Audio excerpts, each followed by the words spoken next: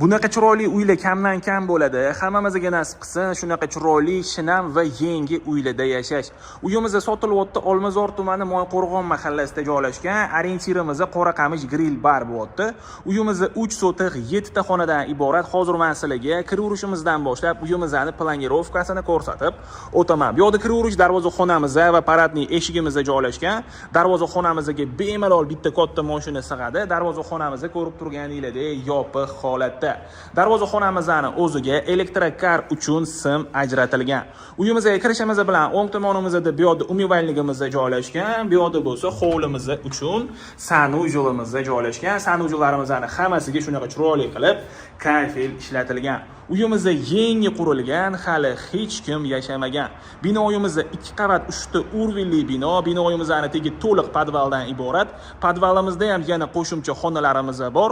Podvalga hovlimiz orqali ham tushsa bo'ladi va binoyimizning ichidan ham tushsa bo'ladi. Uyimizga kirishimiz bilan o'ng tomonimizda yozgi oshxonamiz joylashgan. Bu yozgi oshxonamizni ko'rib turganinglardek hamma sharoitlari bor. Uni yonida bo'lsa hovlimiz uchun kladovkamiz joylashgan. Uyimizda gaz, svet, suv, kanalizatsiya hamma sharoitlari bor. Hovlimizning bu burchakdan ko'rinishi. Uyimizning fasadi va devorlariga Leonardo va Marmarino ishlatilgan. Binoyimizning tom qismi sifatli qurilish mollari bilan yopilgan. Uyimizning sifatli qurilganligini hovlimizning o'zidan ham bilib olsanglar bo'ladi. Bruschatkani o'rniga shunaqa kafel ishlatilgan. Hovlimizda zeleniy zona uchun ham joy ajratilgan. Qo'shnining uyi ko'rinmasligi uchun shunaqa ограждениялarigacha qilingan. Hovlimizning fasadini eni 10 metr, uzunligi bo'lsa 30 metrni tashkil qiladi. Hozir endi men sizlarga binoyimizning ichiga kirib, xonalarini ham ko'rsatib o'taman. Binoyimizga kirishimiz bilan hovlimizda joylashgan oila davrasida televizor ko'rib dam oladigan divanli zona qilib qo'ysanglar bo'ladi. Uyimizda shunaqa chiroyli panorama romlarni ko'rishingiz mumkin.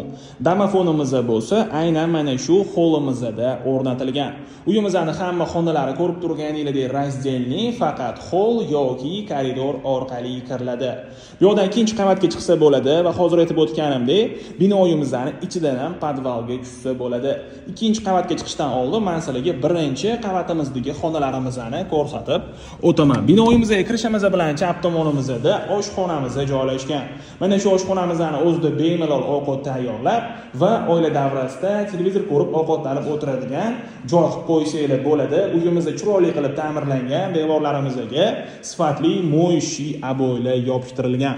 Uyimizning pol qismiga chiroyli qilib laminat, sanuzolarimizga bo'lsa kafel ishlatilgan. Bu yerda bo'lsa zalimiz joylashgan. Uyimizning hamma xonalarida ko'zni charchatmaydigan yorqin ranglar ishlatilgan.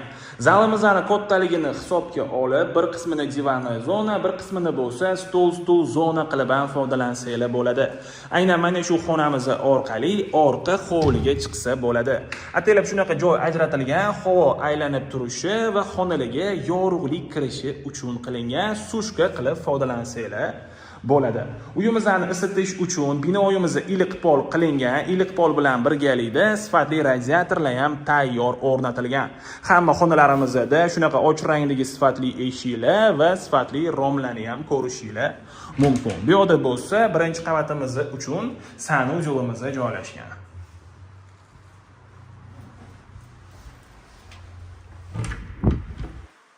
Bu yerda bo'lsa родительская spalnyamiz joylashgan. Bu xonamizning oynasi orqa hovliga qaragan. Bu xonamizning o'zini alohida sanuzoli bor.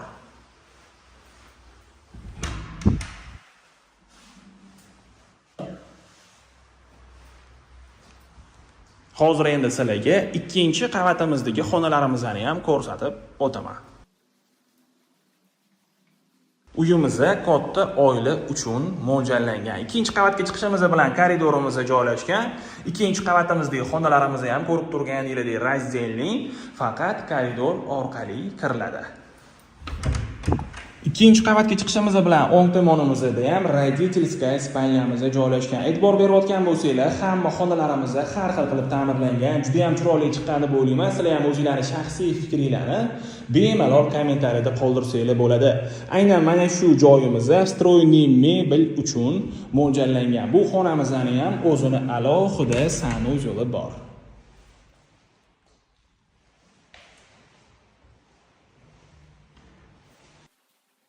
Ikkinchi qavatimizning domofoni bo'lsa, aynan mana shu koridorimizning o'ziga o'rnatilgan.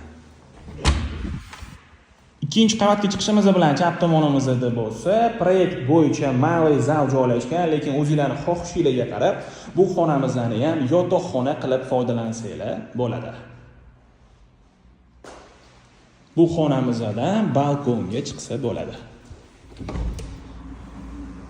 Hovlimizning tepadan ko'rinishi. Uyimizning o'zidan ham quyoshni botishini tomosha qilib o'tirsanglar bo'ladi.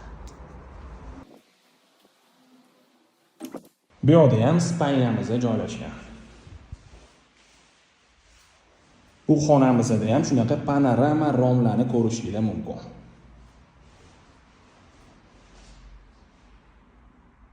Bu xonamizda aboylarning kombinatsiyasini ham ko'rishingiz mumkin.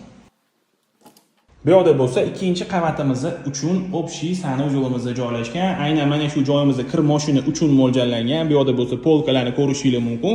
Bu polkalarimizda joy tejalib qolishi va qulay bo'lishi uchun qilingan. Ikkinchi qavatimizning sanuzeli bo'lsa shunaqa vannali qilingan. Bu yerda ham spalnyamiz joylashgan. Bu xonamizning oynasi orqa hovliga qaragan. Bu xonamizda ham aboylarning kombinatsiyasini ko'rishingiz mumkin. Hozir endi men sizlarga podval qismimizni ham ko'rsatib o'taman. Hozir aytib o'tganimdek, podvalimizdagi binoyimizning ichidan ham tushsa bo'ladi va hovli orqali ham tushsa bo'ladi. Binoyimizning tegi to'liq podvaldan iborat. Podvalimizdagi mana shu katta xonamizni o'zingizlarning xohishingizga qarab 2 ga yoki 3 ga bo'lib, dam olish xonasi, kinoteatr, детская spalnya, ofis yoki namozxona qilib ham foydalansanglar bo'ladi. Podvalimiz ham to'liq iliq pol qilingan. Bu yerda bo'lsa uyimizning yuragi bo'lgan kotelniy xonamizda joylashgan, hamma оборудованиemizni ishlatib tayyor qilib qo'yilgan, iliq pollarigacha yoqib qo'yilgan. Aynan mana shu joyimizni o'zingizlarning xohishingizga qarab kladovka qilib ham foydalansanglar bo'ladi. Juda ham fazli xonadon. Hozir endi men sizlarga ko'chaga chiqib mahallamizni ham ko'rsatib o'taman. Uyimizning tashqarisiga yana bemalol 2-3 ta mashina ham qo'ysanglar bo'ladi. Mana shu tashqari tomonimizning o'zi ham taxminan 1,5 sotix tashkil qiladi. Uyimizning tashqarisiga ham zelenoy zona uchun joy ajratilgan. Uyimiz yo'lni shundoq yuzida birinchi liniyada joylashgan. Yo'lni yuzida joylashganligi uchun xususiy bog'cha qilib ham foydalansanglar bo'ladi. Atrofda bo'lsa maktab, bog'cha, supermarket hamma sharoitlari bor. Masjidga ham yaqin joyda joylashgan. Ko'rib turganingizdek, 2 ta yonma-yon uy planirovkalari, xonalari bir xil, faqat zerkalniy tushgan. Bunga ham bemalol murojaat qilsanglar bo'ladi. Uylarimizga qiziqadiganlar bo'lsa, bemalol murojaat qilsanglar bo'ladi. Uylarimizga yoqqan bo'lsa, like bosinglar. Shunaqa dang'illama hovli qidirgan do'stinglarga bu videomizni yuborib qo'yinglar.